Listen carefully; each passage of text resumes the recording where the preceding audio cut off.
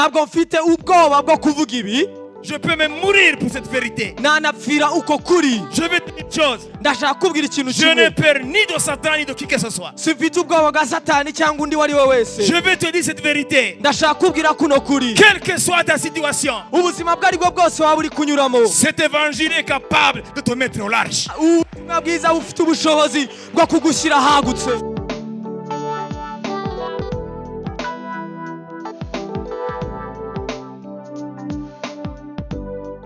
S'il y a des choses que Dieu hait, nimba hari ibintu Imana yanga, la religion, idini c'est l'ennemi de Dieu. ni umwanzi w'Imana. Qui les premiers ont persécuté Jésus? ni bande ba mbere batoteje Yesu? C'est la religion, ni idini, c'est le judaïsme. ni idini ry'Abayahudi. C'est ça l'ennemi numéro 1 de Dieu. Uwo niwe wari umwanzi wa mbere w'Imana.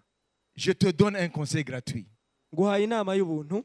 Ne viens jamais dans l'église ntuzigere ujya mu matorero pour perdre ton temps. guta igihe cyawe. Ne viens jamais dans l'église ntuzigere ujya mu itorero si tu n'as pas d'attente. nimba udafite ibyo witeze. Ça, c'est un conseil gratuit. iyo ni inama y'ubuntu nguhaye. Vaut mieux rester à la maison. ibyiza ni uko waguma mu rugo. Parce que ce jour-là, kuko uriya munsi tu es en train d'entasser le charbon qui vont te brûler, te consumer pour l'éternité. uriho urirundanyiriza inkwi zizagutwika, amakara azagutwika iteka ryose. Avant de chausser tes chaussures là, mbere y'uko ufunga ziriya nkweto zawe pour sortir de chez toi kugira ngo usohoke iwawe et venir dans l'église, nguze mu itorero, pose-toi la question. baza ibaza icyo kibazo. Pourquoi est-ce que j'y vais? kubera iki ngiyeyo? Quelles sont mes attentes? ese ni iki Et mpategereje? la réponse que tu vas te donner igisubizo uziha va déterminer nicyo kizasobanura si tu peux y aller ou ne pas y aller. niba koko ushobora kujyayo cyangwa ntujyeyo. Tu dis Amen. vuga ngo amen. Tu dis Amen. vuga ngo amen. Nous avons affaire à un Dieu qui est jaloux. iyi ni Imana turi kumwe nayo, ni Imana ifuha. Nous avons affaire à un Dieu Imana turi kumwe nayo tugendana, qui veut bénir. ni Imana ishaka gutanga Mais umugisha, n'oubliez jamais, ariko ntuzigere c'est wibagirwa aussi un feu dévorant. ni umuriro ukongora. Et il est terrible hein, de tomber dans les mains du Dieu vivant. kandi ngo biteye ubwoba kugwa mu maboko y'Imana nzima. Est-ce que vous comprenez? muri kubyumva? Vous comprenez? murabyumva? C'est pas un meeting ça. ntabwo iyi ari inama. Ça c'est l'évangile d'espérance. ubu ni ubutumwa bwiza bw'ibyiringiro. C'est l'évangile qui a coûté la vie de Dieu. ni ubutumwa bwiza bwasabye ikiguzi cy'ubugingo bw'Imana. Il a fallu que Dieu prenne la forme humaine byasabye ko Imana yambara akamero k'umuntu pour aller à la croix. kugira ngo ajye ku musaraba. L'évangile coûte cher. ubutumwa bwiza burahenda. Aucun nta n'umwe, prix nta giciro na peut kimwe être adapté à l'évangile. gishobora kungana cyangwa kugereranywa n'icy'ubutumwa bwiza. Qu'est-ce que tu peux acheter? Qu'est-ce que tu peux donner pour avoir le sang de Jésus? se ni iki watanga kugira ngo ubone amaraso ya Le Yesu? sang de Jésus est précieux. amaraso ya Yesu ni ay'igiciro kinini. Il n'y a aucun prix. nta giciro na kimwe, nta kiguzi na kimwe. L'évangile a coûté le sang de Jésus. ubutumwa bwiza bwafashe ikiguzi cy'amaraso ya Yesu. L'évangile a coûté le sang des martyrs de Jésus. ubutumwa bwiza bwafashe ikiguzi cy'abantu bari bahihaye Yesu. Pierre a été crucifié la tête en bas Pierre yarabambwe umutwe ucuramye à cause de l'évangile. kubera ubutumwa bwiza. Paul, le géant Paul,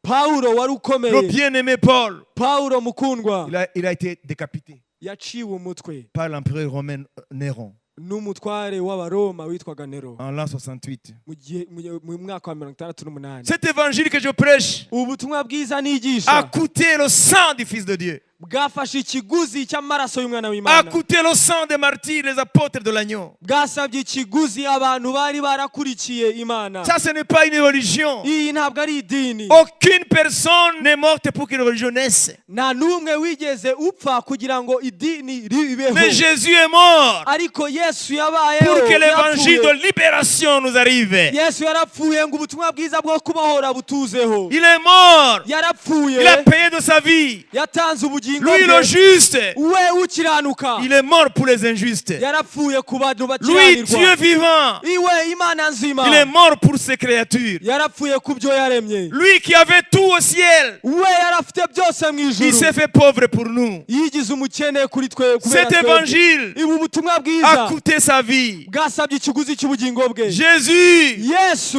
celui qui est le propriétaire de l'univers. niwe nyiri isi yose n'isanzure. Jésus, Yesu yesu celui qui a créé le soleil, niwe waremye izuba, qui a créé la terre, waremye isi, qui a créé Jupiter, waremye umubumbe wa qui a créé Jupiter, Mars, waremye umubumbe wa Mars, qui a créé notre voie lactée, waremye ibyo byo hejuru, qui a créé les galaxies et les galaxies des milliards de galaxies. waremye amanyenyeri n'amanyenyeri atagira Lui umubare, riche, uwe umutunzi il s'est fait pauvre pour nous, yigize umukene ku bwacu afin de nous enrichir. kugira ngo adutungishe. Cet évangile, Ubu butumwa il a bwiza coûté cher. bwasabye ikiguzi Il a coûté la kinini, vie de Jésus. ubugingo bwa Il a yesu, coûté la vie des apôtres de l'agneau. ikiguzi cy'intumwa z'umwana Et celui w'intama, qui le reçoit kandi ubwakira dans sa juste valeur, mu buremere bwabwo, immanquablement, mu buryo budashidikanywaho, Dieu va confirmer l'évangile. imana izahamiriza ijambo Dieu va ryayo, confirmer la parole. imana izahamiriza ijambo Si ryayo. l'évangile dit, Nimba ubutumwa bwiza celui buvuga qui croira ngo et uwizera qui sera baptisé, ngo il akabatizwa sera sauvé. bazakizwa, Jésus va sauver. yesu arabatura Si arakiza. l'évangile dit, Nimba ubutumwa celui bwiza qui buvuga reçoit cette parole, ngo uwakira rino jambo, celui qui croit à ukizera l'évangile, ukizera ijambo il ry'imana, passe de la mort à la vie, ngo ava abapfuye avuye mu rupfu agiye mu des bugingo, ténèbres à la lumière, ngo avuye mu mwijima agiye mu mucyo, de la puissance de Satan à Dieu. ngo avuye mu mbaraga za satani kuzimu Et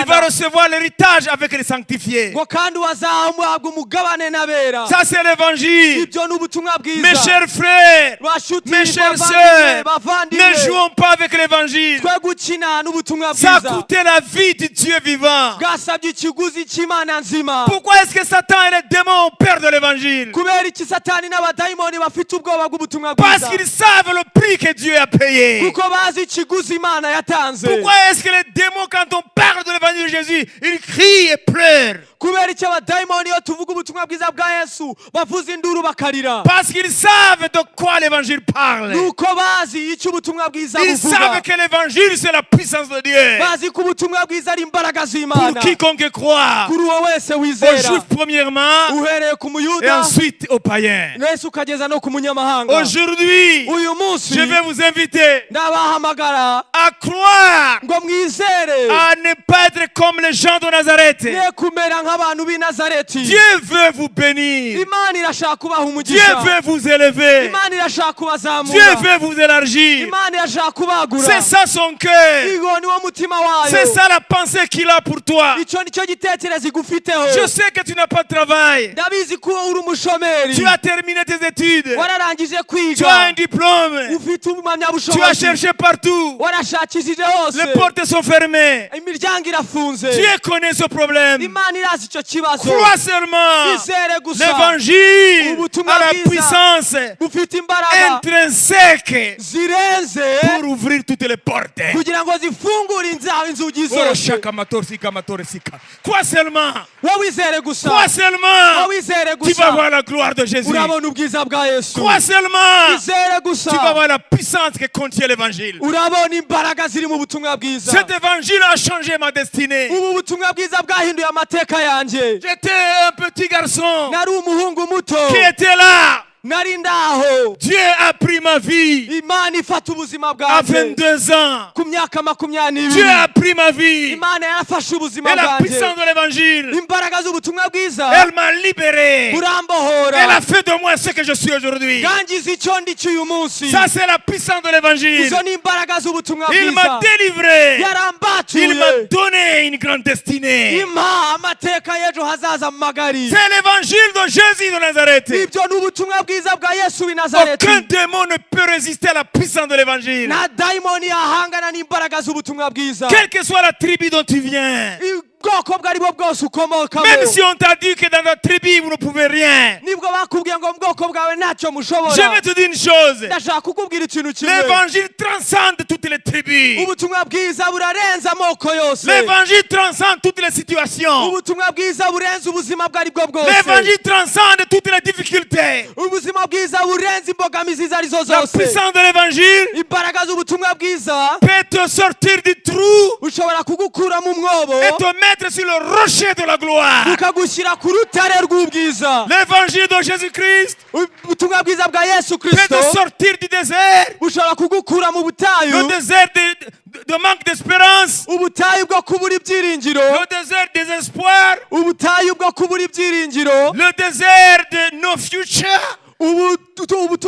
ubutayu bwo kubona nta hejo hazaza Cet ufite. évangile, Ubu butumwa bwiza pas un autre évangile. atari ubundi, Cet évangile ubu ngubu de Jésus, bwa Yesu le Fils de Dieu, umwana w'Imana, son nom izina est rye tout puissant ushobora byose pour casser tous les verrous. kugira ngo ikureho ibifunze byose. Son nom est puissant Izina rye rirakomeye pour briser toutes les portes. kugira ngo zimenagure inzugi zose. Son nom est puissant Izina rye pour rirahambaye te forger un avenir glorieux. kugira ngo rikuremere ubwiza bw'ejo hazaza. Aujourd'hui, Uyu munsi crois seulement, izere gusa tu vas voir de quoi Jésus est capable. uraza kubona icyo Yesu ashobora gukora. Il a changé des millions de vies Yahinduye za miliyoni z'ubuzima sur bw'abantu tous les continents. imihagabane yose yo ku Ce isi. n'est pas toi qui vas résister à l'évangile. Ntabwo ari wowe uhagarara ngo unanirwe guhindurwa n'ubwo Ce n'est butumwa. pas ton chômage qui va résister à l'évangile. Ntabwo ari ubushomeri bwawe bushobora guhangana n'ubutumwa bwiza.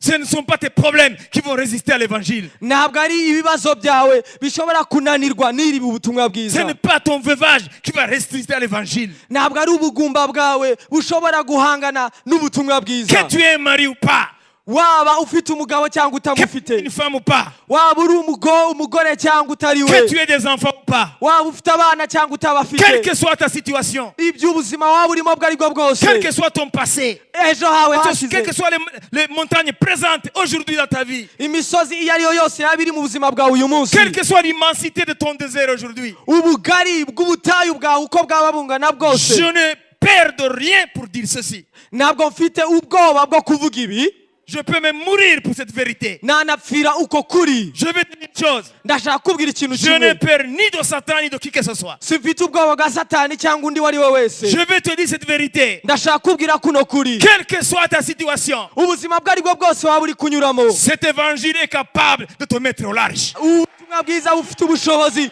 bwo kugushyira ahagutse. Je suis un témoin vivant de cet évangile. Ndi umuhamya muzima w'ubu butumwa bwiza. Jésus a changé ma vie. Yesu yahinduye ubuzima bwanjye. Jésus m'a donné une grande destinée. Yesu yampaye amateka y'ejo hazaza magari. Jésus a pris ma jeunesse Yesu yafashe imyaka yanjye y'ubuto, et je ne le regrette pas. kandi ntabwo ibyo Et mbyicuza, je ne le regretterai jamais. nta nubwo nzigera Il a mbyicuza. pris ma jeunesse. Yafashe imyaka y'ubuto Il l'a bwanjye utilisé arayikoresha pour donner de l'espoir à des millions de personnes. kugira ngo azane ibyiringiro ku bantu miliyoni. Cet évangile n'a pas vieilli. Ubu butumwa bwiza ntabwo bwigeze busaza. Non! Oya, Non! oya. L'histoire de Rome, quelle que soit sa splendeur, a vieilli. Amateka ya Roma nubwo yari ikomeye ihambaye yarashaje. Je vais terminer en vous disant, l'histoire de Babylone, quelle que soit sa grandeur, a vieilli. Nshaka gusoza mbabwira ni Babuloni, ubutware bwaho amateka yaho yarashize nubwo yari Mais ikomeye. l'évangile, Ariko ubu butumwa bwiza son histoire, amateka yabwo elle est toujours d'actualité. ahora ari ay'uwo mwanya, Elle est toujours d'actualité. ahora ari ay'uwo mwanya. Si tu viens à Jésus comme les gens de la Bible sont venus vers lui, Uje kuri Yesu nk'uko abantu bavuga mu gihe cya Bibiliya cyandikwa mu gihe cya Yesu, même s'il y a baje, 2 millénaires de différence, nubwo hashize imyaka ibihumbi bibiri ibyo bibaye, le même Jésus uwo Yesu va nyine t'accueillir comme il les a accueillis. azakwakira nk'uko yabakiriye, Il va te guérir comme il les a guéris. araza kuba gukiza nk'uko bo Il a yabakijije. changé la vie de Marie de Magdala. Yahinduye ubuzima bwa Mariya Magadarena. La société l'appelait une femme de mauvaise vie Abantu b'icyo gihe bamwitaga ngo umugore w'ubuzima bubi, parce qu'elle était plongée dans la prostitution. kubera ko yari yarinjiye cyane mu buraya. Mais elle est venue à Jésus Ariko yaje kuri Yesu, avec sa vie en lambeaux. yaje n'ubuzima bwe bwose bwari bwarashwanyaguritse. Marie de Magdala, Mariya Magadarena elle était une femme de mauvaise vie. yari ari umugore w'ubuzima bubi, Elle avait connu tous les hommes, yari yarabyamanye n'abagabo bose, de sorte que ces hommes lui ont communiqué des démons. ku buryo abo bagabo bari baramwujujemo amadayimoni. Elle était possédée par des démons d'impureté, Yari d'impudicité. yarafashwe n'amadayimoni y'ubusambanyi. Elle a entendu parler de Jésus qui pardonne, Yumvise bavuga kuri Yesu ubabarira, Jésus qui restaure.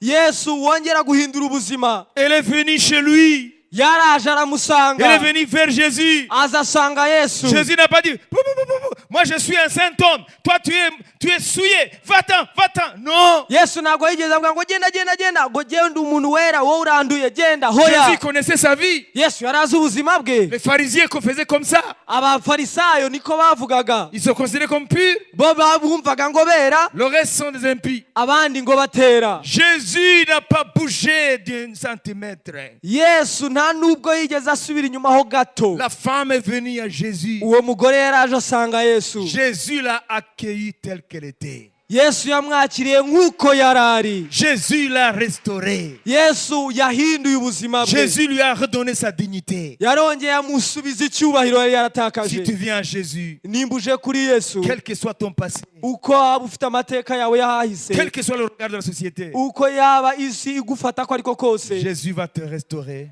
Yesu araza guhindura amateka yawe. Il va te redonner ta dignité. Araza kugusubiza icyubahiro cyawe. Si nous croyons, Nimba twizera, ayons des attentes, tugire ibyo twitega. Jésus rencontre toujours nos attentes. Yesu arasubiza ibyo ngibyo Tu t'attends à lui, twitega. pourquoi?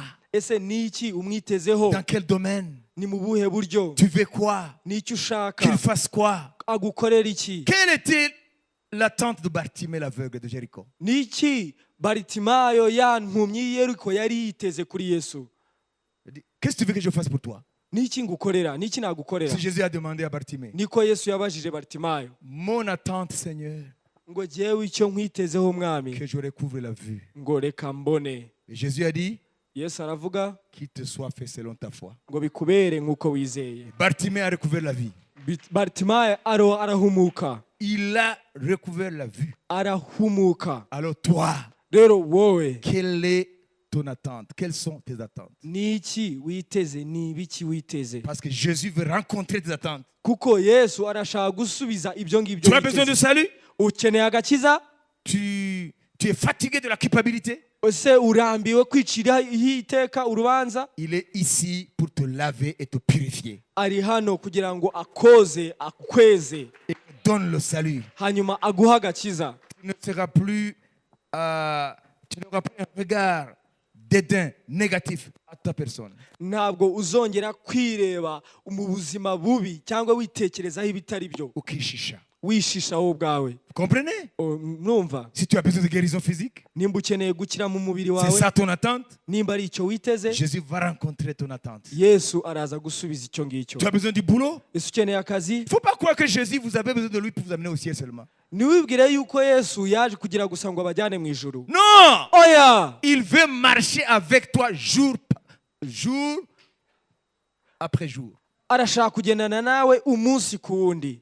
Il veut vivre avec toi dans ton travail, Arashaka kubana nawe mu kazi kawe, dans ta maison, mu rugo iwawe, dans tes relations, mu bo mubana dans nabo, ton business. muri bizinesi zawe. Ce n'est pas ce Dieu-là lointain. Ntabwo ari Imana yihahungwe iri kure. Jésus est réel. Yesu ni muzima, ni ukuri. Il est là Arahari par son esprit. mu mwuka. Il veut vivre avec toi dans ton quotidien. Arashaka kubana nawe mu buzima bwawe bwa buri munsi. Ce n'est pas un Dieu de dimanche. Ntabwo ari Imana yo ku cyumweru. Non! Oya. Et lundi jusqu'à samedi, tu te débrouilles. Hanyuma kuva kwa mbere kwa gatandatu ukaba uri Ça, kwiyaranza. c'est un Dieu de la religion. Iyo ni Imana y'idini. Et ce Dieu est mort. Kandi iyo Mana yarapfuye. Heureusement. Amahirwe kubw'amahirwe yarapfuye. Ce Dieu est mort. Iyo Mana yarapfuye. Le Dieu de dimanche est mort. Imana yo ku cyumweru yarapfuye. Le Dieu de vendredi est mort. Imana yo kwa gatanu gusa Le yarapfuye. Dieu de samedi est mort. Imana yo kwa gatandatu gusa nayo Vous yarapfuye. comprenez de quoi je parle? Muri kumva ibyo nshaka kuvuga? Ces dieux sont morts. Izo mana zarapfuye Heureusement.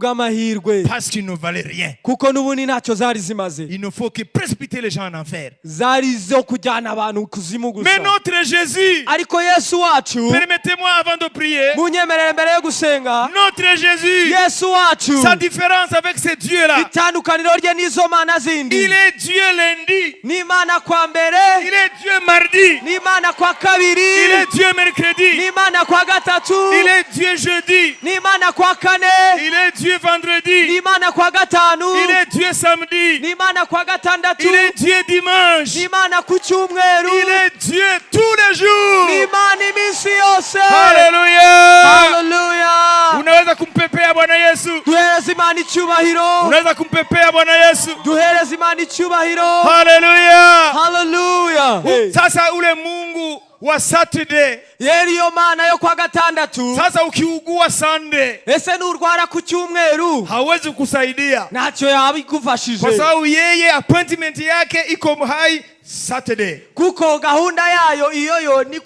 ntabwo iri kwa gatandatu. Sasa ule Mungu anayemuita Friday. Rero iyo Mana bita kwa gatanu. Sasa ukiwa na shida Sunday. Rese nugira ikibazo ku cyumweru. Utaita nani? Uzahamagara nde? Iyo Mana yakwe wirwarize. That God will tell yourself. Mais notre Jésus. Yesu wacu. Il est le même. Ni wa undi. Hier samedi. Kwa gatandatu.